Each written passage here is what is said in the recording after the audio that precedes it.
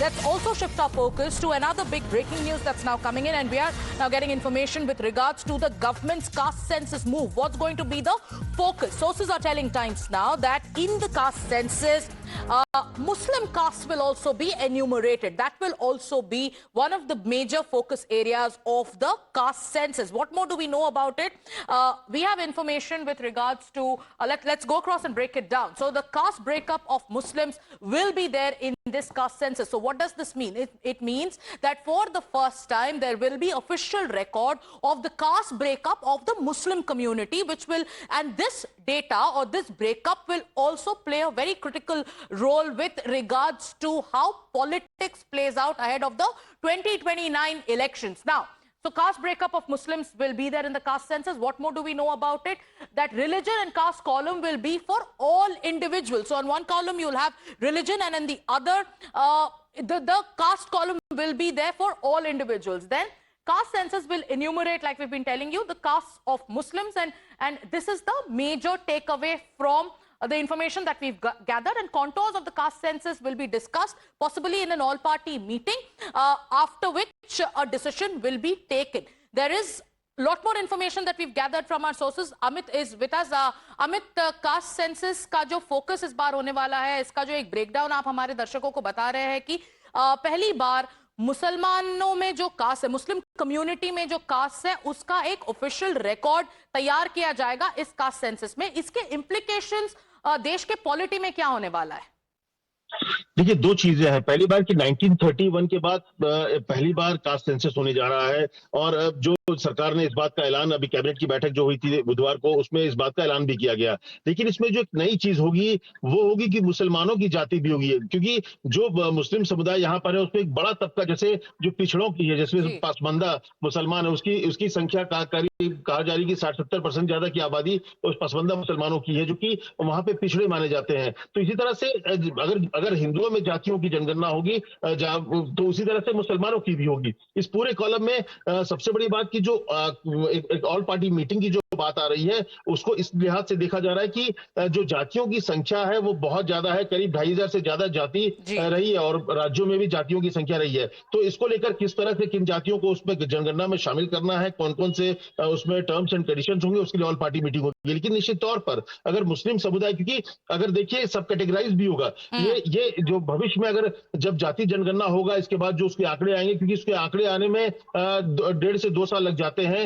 हालांकि 15 से 20 दिन में जातीय जनगणना हो जाएगा, हेड काउंट्स हो जाएंगे, लेकिन इसके बाद निश्चित तौर पर रिजर्वेशन की बात शुरू होगी.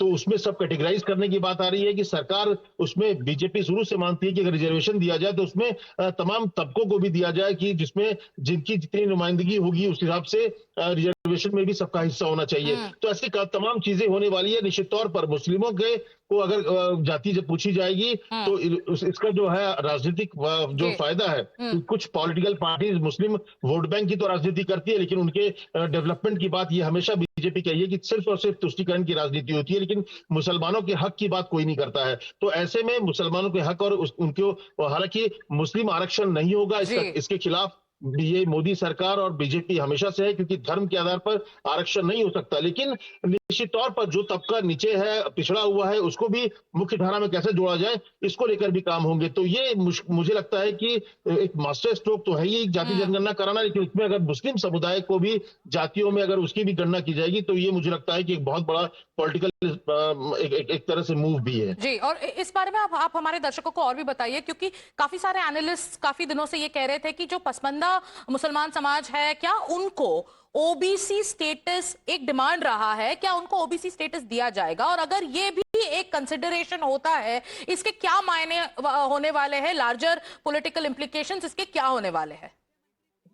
देखिए, निश्चित तौर पर अगर उनको ओबीसी के कैटेगरी में ला दिया जाता है, अगर ऐसा होता है तो आरक्षण जब होगा, क्योंकि निश्चित तौर पर धर्म के आधार पर आरक्षण नहीं हो सकता है, आपको ओबीसी पिछड़ा, अति पिछड़ा, इस तरह से जो कैटेगरी जैसे कि ओबीसी है, इसके अलावा एससी है, एसटी है, इस तरह से कैटेगरी में ही आरक्षण मिलता है। लेकिन अगर उसको उनकी उनकी देखी जाएगी, जब जनगणना होगी, पहली बार ऐसा होगा कि मुस्लिम की में जो जातीय है उसको उसकी भी गणना की जाएगी, और उसमें अगर लगता है कि ये पिछड़े हैं और पसमंदा, जैसे कि सबसे ज्यादा तादाद जो है और पिछड़े माने भी जाते हैं, पिछड़े वर्ग से होते हैं और उनकी संख्या अच्छी खासी है, तो फिर उनको कैसे मुख्यधारा में जोड़ी जाए, उसको क्या ओबीसी कैटेगरी मिलाया जाए, इस पर नेक्स्ट कोर्स ऑफ एक्शन होगा। लेकिन अपने आप में ये एक बड़ा फैसला है सरकार का कि अगर वो मुस्लिम समुदाय के जातियों को भी जनगणना में शामिल कर रही है, तो मुझे लगता है कई पॉलिटिकल पार्टीज आने वाले समय आपको दिखेगा कि पॉलिटिकल जो एक तरह से जो धर्म की राजनीति हो रही थी, क्योंकि पिछले कुछ दिनों में आपने देखा कि जात की राजनीति शुरू हुई, तो वो जात की राजनीति जो है वो आपको मुस्लिम में भी दिखेगा और उसका असर भी चुनावों में साफ तौर पर आएगा। तो ये जो मुस्लिम कास्ट ब्रेकअप, एक तो ये एस्पेक्ट हो गया है अमित। अब जो दूसरा एस्पेक्ट हो गया है वो जो टाइमलाइन की बात किए जा रहे हैं, डिजिटल रोल आउट की बात हो रही है, उस इंफॉर्मेशन को लेके भी आप हमारे दर्शकों को लेटेस्ट उसके बारे में आप अपडेट्स दीजिए।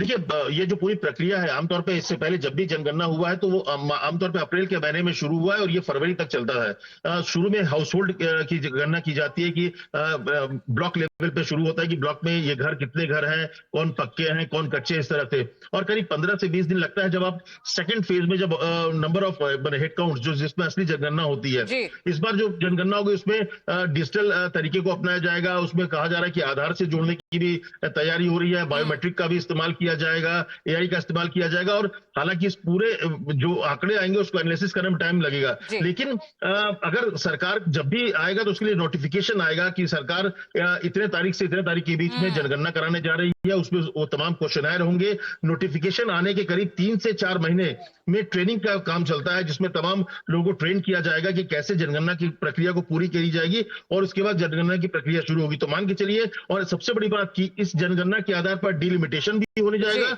और इसके साथ ही साथ बीजेपी और मोदी सरकार की कोशिश है कि 2029 के चुनाव में महिला आरक्षण जो लागू किया गया है उसको भी चुनाव के साथ जोड़ा जाए। तो वो दोनों चीजें, जो डिलिमिटेशन और महिला आरक्षण, ये दोनों चीजें भी इस सेंसस पर आधारित होगा, और इसीलिए जातीय जनगणना के साथ साथ ये जब पूरा डेटा एनालिसिस होगा उसमें करीब 1.5 से 2 साल का समय लग सकता है। तो 28 तक आप मान के चलिए कि ये डेटा कुल मिलाकर सामने आ जाएगा। Amit, thank you so much for breaking it down and putting it into perspective. So as per the